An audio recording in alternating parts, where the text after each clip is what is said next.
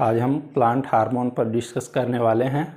ये plant hormone देखिएगा, अगर पौधों में मान लीजिए फूल लगते हैं, झड़ जाते हैं, तो कौन सा हार्मोन का हम छिड़काव करेंगे, या फल जो होते हैं ये छोटे रह जाते हैं, बड़े नहीं हो पाते हैं, तो हमें कौन सा हार्मोन देना चाहिए।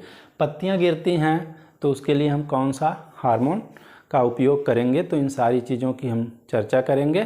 तो आइए शुरू करते हैं। तो प्लांट हार्मोन को हम दो कैटेगरी में बांट लेते हैं। एक वे हार्मोन होते हैं जो पौधों में ग्रोथ करने का कार्य करते हैं, और इनमें प्रमुख रूप से 3 हार्मोन्स आते हैं, ऑक्जिन, जिब्रेलिन और साइटोकाइनिन। और दूसरे टाइप के वे हार्मोन होते हैं जो पौधे की वृद्धि को रोक देते हैं, और उनमें एब्सिसिक एसिड और एथिलीन प्रमुख रूप से आते हैं। तो एक एक को हम लोग शुरू करते हैं। तो पहला हार्मोन हमारा होता है ऑक्जिन हार्मोन। ऑक्जिन हार्मोन का काम देखिएगा, ये पौधों की वृद्धि और विकास को करता है। वृद्धि और विकास का अर्थ है पौधों की कि इसके रूट को जो है ये बड़ा करेगा, रूट बड़ा होगी और फल हुए, पत्तियां, फूल इनको झरने नहीं देगा।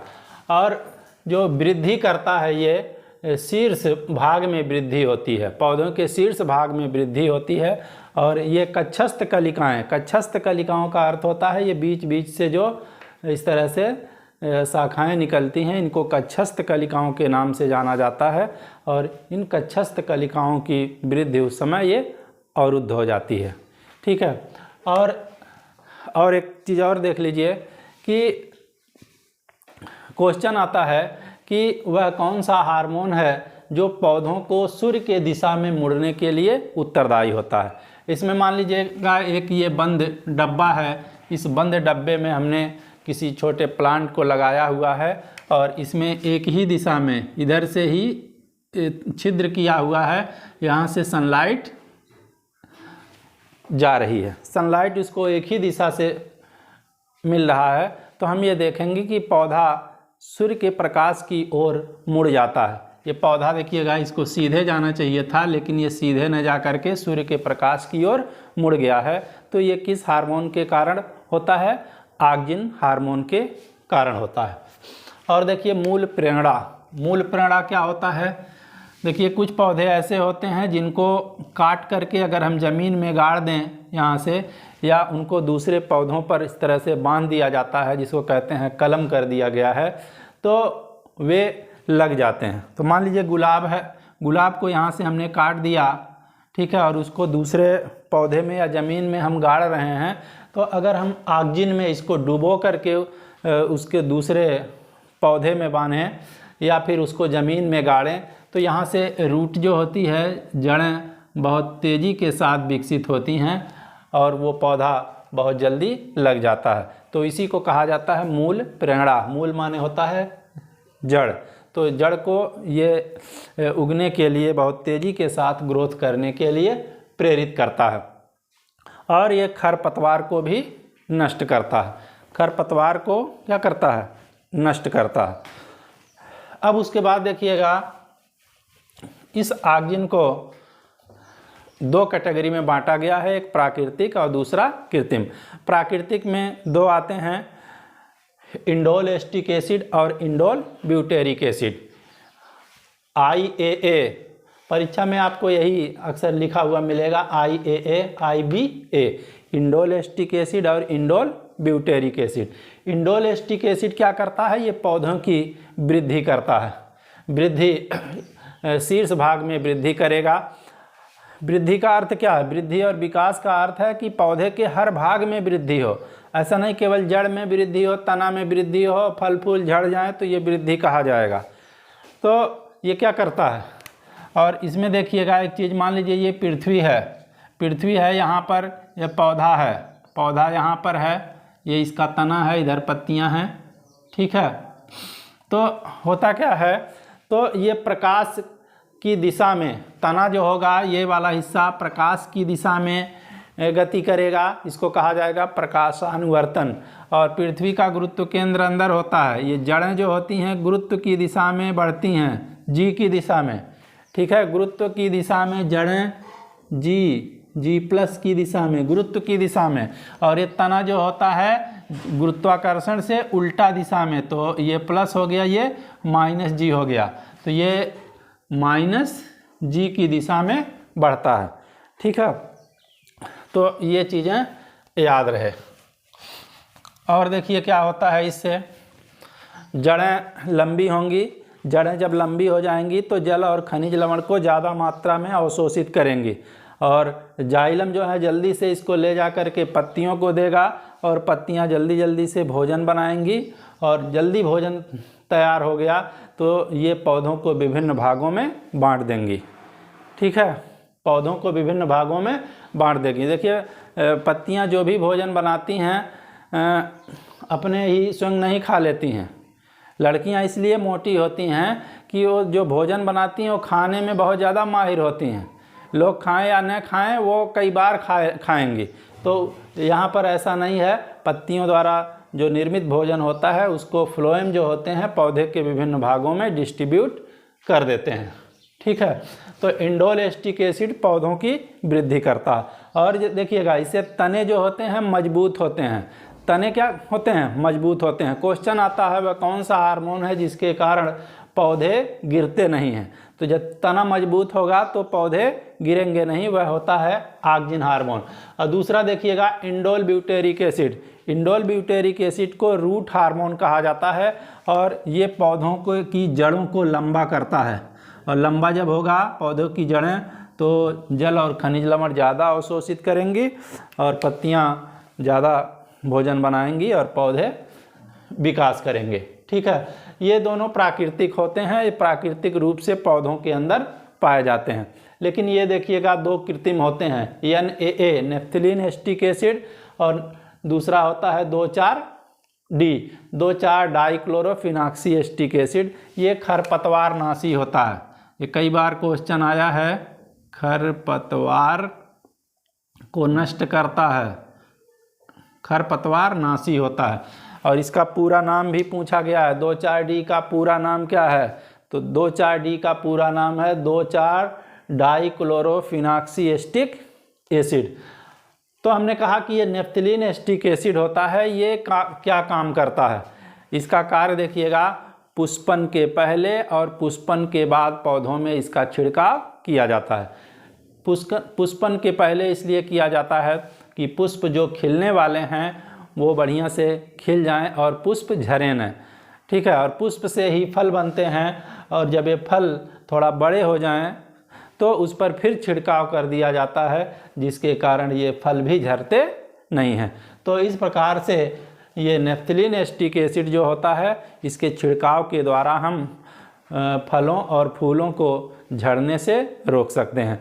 ये देखिएगा बहुत कठिन चीज़ नहीं है। जो लोग सब्जियों का और छोटे पौधों को की कृषि करते हैं वो सारे लोग इसको जानते हैं, और बीज भंडार पर आप जाएंगे तो ये सब सारी चीज़ें उपलब्ध होती हैं। क्योंकि हम लोग पहली बार सुन रहे हैं इसलिए हम लोगों को कठिन लग रहा होगा, लेकिन ये एकदम बिल्कुल आसान है। क्वेश्चन कैसे आ सकता है देखिएगा, ये सब के सब चारों जो हम नाम लिखे हैं सब ऑक्जिन ही है।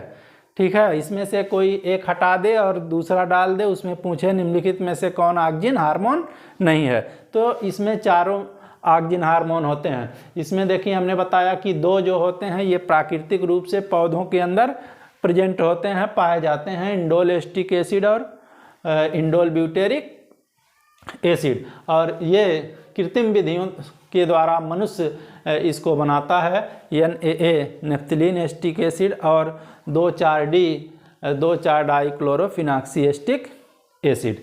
ठीक है, ये हुआ। तो इस प्रकार से हमने ऑक्जिन को देखा। एक चीज़ और देखिए, पौधों की वृद्धि को नापने के लिए ऑक्जिनोमीटर का इस्तेमाल किया जाता है। ऑक्जिनोमीटर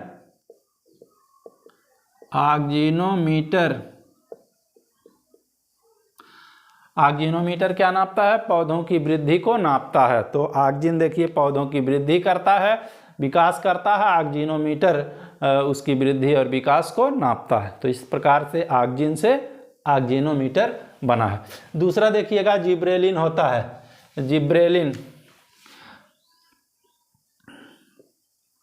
जिब्रेलिन हार्मोन इसको जिब्रेलिक एसिड भी कहा जाता है। मार्केट में आपको जिब्रेलिक एसिड मिलेगा, तो ये जिब्रेलिन हार्मोन होता है। जिब्रेलिन हार्मोन का काम है आनुवांशिक रूप से जो बौने पौधे होते हैं उन बौने पौधों को ये क्या करता है, लंबा कर देता है और मोटा कर देता है। जैसे एग्जाम्पल हम देते हैं कि गन्ना मान लीजिए कोई पौधा है, आनुवांशिक रूप में उसमें ये गांठें नोड जिसको कहा जाता है पर्व, ये नज़दीक हैं, तो इसको ये क्या करेगा, ये बड़ा कर देगा, दूर कर देगा, यानी कि इस गांठों की लंबाई या पर्व की लंबाई जो है बढ़ा देगा।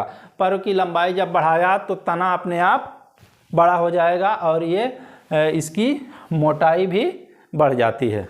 ठीक है, तो आनुवांशिक रूप से जो पौधे होते हैं उनको लंबा कर देता है। और इसका काम, इसका देखिए और प्रमुख कार्य है, बीजों को जो सुषुप्त अवस्था में चले गए हैं, बीज सिकुड़ गए हैं, इस प्रकार से इनको क्या करता है, बीजों को जो सुषुप्त अवस्था में चले जाते हैं उनको जामने के लिए प्रेरित करता है, अंकुरण के लिए उनको प्रेरित करता है।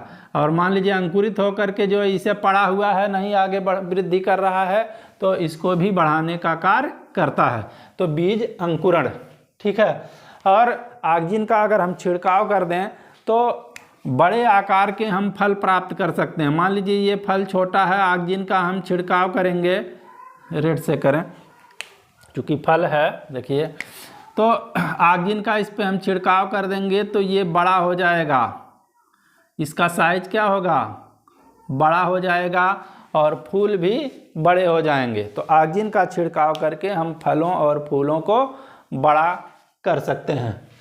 ठीक है। और देखिएगा आजकल देखिए बहुत सारे ऐसे चीज़ें हैं जिसमें बीज रहित फल आते हैं। जैसे अंगूर मार्केट में तमाम ऐसे आपको मिलेंगे जिसमें अंदर बीज नहीं होता है, तो इसके लिए ये जिब्रेलिन उत्तरदायी होता है। तो बीज रहित फल जो है पैदा करने में ये जिब्रेलिन का रोल होता है। ठीक है। और उसके बाद देखिए तीसरा है साइटोकाइनिन। साइटो माने होता है कोशिका, कोशिका विभाजन, साइटोकाइनिन। साइटो विज्ञान की वह शाखा जिसके अंतर्गत हम कोशिका का अध्ययन करते हैं, कोशिका साइटोलॉजी कहलाता है। Cytokinin, cytokinin. देखिए हमने कहा कि साइटो माने होता है सेल या कोशिका, कोशिका, और काइनिन माने विभाजन करता है, कोशिका। ठीक है। साइटोकाइनिन हार्मोन क्या करता है, सेल डिवीजन करता है, कोशिका का विभाजन करता है। कोशिका का जब विभाजन होता है तभी तो चाहे व्यक्ति हो चाहे पौधे हों, उनका जो हो शारीरिक विकास होता है। ठीक है, कोशिका विभाजन। और कोशिका में देखिएगा क्या पाया जाता है, आरएनए, प्रोटीन, ये सारी चीज़ें पाई जाती हैं, तो इसके निर्माण को भी ये प्रेरित करता है साइटोकाइनिन। ठीक है। तो हमने कहा साइटो माने होता है कोशिका, साइटोकाइनिन कोशिका विभाजन में ये काम करता है, लेकिन ऑक्जिन के साथ मिल करके। ठीक है, ऑक्जिन भी इससे मिला होता है। ऑक्जिन की उपस्थिति में साइटोकाइनिन क्या करता है, कोशिका विभाजन का कार्य करता है, प्लस आरएनए और प्रोटीन का निर्माण भी करता है। ठीक है। उसके बाद देखिए अगला है वृद्धिरोधक हार्मोन। ये तो पौधों की वृद्धि कर रहे थे, ऑक्जिन, जिब्रेलिन और साइटोकाइनिन। अब देखिएगा कुछ हार्मोन हैं जो पौधों की वृद्धि को रोकने का काम करेंगे, जिसमें आपका पहला है एब्सिसिक एसिड, ABA, इसको कहा जाता है वृद्धिरोधक हार्मोन। ठीक है। देखिए व्यक्ति जब टेंशन में आ जाता है तो उसकी शारीरिक, मानसिक हर तरह की वृद्धि जो होती है अवरुद्ध हो जाती है। जिस चीज़ के लिए हम टेंशन में आए हैं वो चीज़ हम नहीं कर सकते हैं। अगर बहुत ज़्यादा अगर सोचने से हमको टेंशन हुआ है तो हमें सोचना मना होता है। बहुत ज़्यादा पढ़ने से अगर टेंशन हो रहा है तो पढ़ने में कमी करना पड़ेगा। ठीक है। तो जिस वजह से टेंशन हुई है उसको हमको कम करना होता है। लेकिन आप कहेंगे कि मनुष्य तो टेंशन में आ जाता है, लेकिन पेड़ पौधे कैसे टेंशन में आते हैं? तो पेड़ पौधे भी टेंशन में आते हैं। देखिए कैसे टेंशन में आएंगे। मान लीजिए जड़ को पानी कम मिला पानी कम मिला तो अवशोषित कम कर पाएंगी पानी और खनिज लवण को, और पत्तियां कहाँ से भोजन बना पाएंगी सही ढंग से। और सही ढंग से जब भोजन नहीं बना पाएंगी तो हर अंग को जो भोजन डिस्ट्रीब्यूट करने का काम फ्लोएम करते हैं नहीं कर पाएंगे तो पूरा पौधे का हर अंग जो होगा वो प्रभावित होगा। या इनको सूर्य का प्रकाश सही ढंग से नहीं मिल पा रहा है, या इस तरह की और भी दिक्कतें होती हैं तो पौधे टेंशन में आ जाते हैं।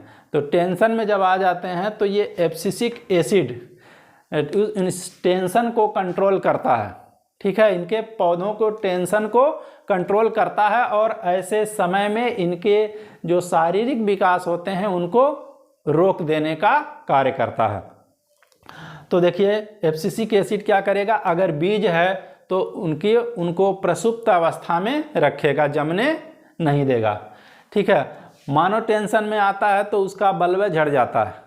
पौधे टेंशन में आएंगे तो क्या झड़ेगा, पत्तियां झड़ जाएंगी, ठीक है, पत्तियां झड़ जाएंगी। और बहुत सारी चीज़ें जो होती हैं, पुष्पन में बाधक होता है। पुष्पन का अर्थ होता है फूल जब खिलने वाले होते हैं तो उसी को क्या बोलते हैं, पुष्पन कहते हैं।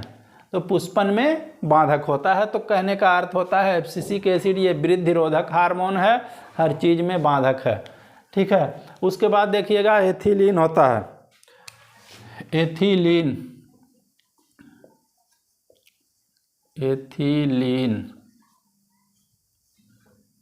C2H4।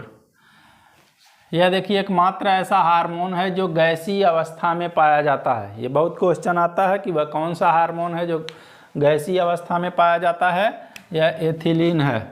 किस अवस्था में पाया जा रहा है ये, गैसीय अवस्था, गैसीय अवस्था में ये पाया जा रहा, ठीक है। करता है क्या, फलों को प्राकृतिक रूप से ये पकाता है। ये फल है तो इसको पकाएगा कैसे, प्राकृतिक रूप से,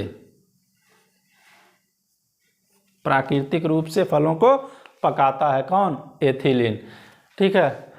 और प्राकृतिक रूप से पके हुए फल अच्छे से हर दिशा में ये सही ढंग से पकते हैं और इसमें मिठास भी बहुत ज़्यादा होती है। लेकिन होता क्या है कि पेड़ है, पेड़ पर पकाने के चक्कर में अगर हम उसको छोड़ देते हैं तो सुबह देखते हैं जाते हैं तो पूरा पेड़ ही साफ हो जाता है, ठीक है। गांव में लोग गुलेल गुलटा से मार देते हैं, ये गिर जाते हैं, आम घायल हो जाते हैं, बहुत ज़्यादा नुकसान करते हैं बच्चे। तो इसके लिए लोग क्या करते हैं कि फलों को तोड़ लेते हैं पेड़ पर पकने से पहले और उसको कृत्रिम ढंग से पकाते हैं। तो कृत्रिम ढंग से कैसे पकाएंगे, इसके लिए देखिएगा कार्बाइड, पहले क्या करते थे, कैल्शियम कार्बाइड लाते हैं, CaC2 ये मार्केट में मिल जाती है नमी या जल से। उसके बाद देखिएगा C2H2 यही एथिलीन है, एसीटिलीन है, एथिलीन ऊपर वाली है, एसीटिलीन है, एसीटिलीन, यही एसीटिलीन होती है। और बुझा चूना CaO होता है। तो कार्बाइड से पकाते थे, फलों को लाते थे तोड़ करके, उसमें कार्बाइड रख देते थे और 3-4 दिन में वो पक जाता था। लेकिन इससे क्या नुकसान हुआ कि फल जो होते थे बराबर नहीं पकते थे, उसका एक हिस्सा ज़्यादा पक गया जिधर एथिलीन लगा, जिधर ये कार्बाइड लगा उधर ज़्यादा पक गया, जिधर नहीं लगा उधर कम पका, कहीं अधकच्चा रह गया, और ये कैल्शियम कार्बाइड जो है नुकसान भी करता था। तो इसलिए अब देखिएगा मार्केट में ये कृत्रिम ढंग से एथिलीन आ गई है। अब लोग क्या करते हैं कि उस एथिलीन को, मान लीजिए ये बाल्टी है, इसमें पानी इतना भरे और एक ढक्कन एथिलीन डाल करके पूरा इसको घुमा देते हैं कि ताकि वो अच्छे ढंग से मिल जाए। तो केला है, मान लीजिए ये केला है, तो इस केले के पंजे को इसमें अंदर डुबो देते हैं, 10-5 सेकंड, 10-5 मिनट नहीं, 10-5 सेकंड के बाद इसको पुनः निकाल लेते हैं और इस प्रकार से इतने पानी में बहुत सारे केले को डुबो करके निकाला जा सकता है। तो बहुत सारे केले, तो ये क्या करते हैं, इसको ढक देते हैं, निकाल करके ढक देते हैं और 3-4 दिन के बाद देखते हैं कि केले जो होते हैं बहुत अच्छी ढंग से उसमें कलर आ गया है, पीले हो गए हैं और अच्छे ढंग से पक जाते हैं, उनमें मिठास भी होती है। ठीक है, तो ये चीज़ें होता है। एक चीज़ और देखिए, यहाँ पर फूलों के अध्ययन को एंथोलॉजी कहते हैं। फूलों के अध्ययन को क्या कहा जाता है? एंथोलॉजी। एंथोलॉजी, फूलों के अध्ययन को एंथोलॉजी कहते हैं। तो फलों के अध्ययन को क्या कहेंगे? पोमोलॉजी। पोमोलॉजी, ठीक है। फूलों के अध्ययन को एंथोलॉजी, एंथर से बना है ये एंथोलॉजी, और फलों के अध्ययन को पोमोलॉजी कहा जाता है। उसके बाद देखिएगा, एथिलीन का एक कार्य और होता है कि ये मादा पुष्पों की संख्या को बढ़ाती है और नर पुष्पों की संख्या को घटाता है। एथिलीन और क्या करता है? मादा पुष्पों की संख्या, मादा पुष्पों की संख्या बढ़ाती है और नर पुष्पों की संख्या घटाती है। उसके बाद देखिएगा, अगला हार्मोन होता है फ्लोरीजेंस। फ्लोरीजेंस हार्मोन को फ्लावरिंग हार्मोन कहा जाता है क्योंकि ये फूलों को खिलाने में मदद करता है। और एक हार्मोन और होता है ट्राउमैटिन, ये पौधों के जख्म को भरता है। मान लीजिए तने को किसी ने मार दिया है, कट गया है, तना मान लीजिए ऐसे मोटा है, इतना मोटा तना है, इसको किसी ने मार दिया टांगी से, कट गया इतना, तो गड्ढा हो गया। तो उस गड्ढे में आप देखेंगे कि कुछ दिन बाद धीरे धीरे ये गड्ढा भर जाता है। ठीक है, तो इस गड्ढे को या घाव को भरने का कार्य ट्राउमैटिन करता है। तो इस प्रकार से आज हम लोगों ने पादप हार्मोन को देखा। इसके बाद हम एक नए बेहतर क्लास में मिलते हैं, तब तक के लिए धन्यवाद।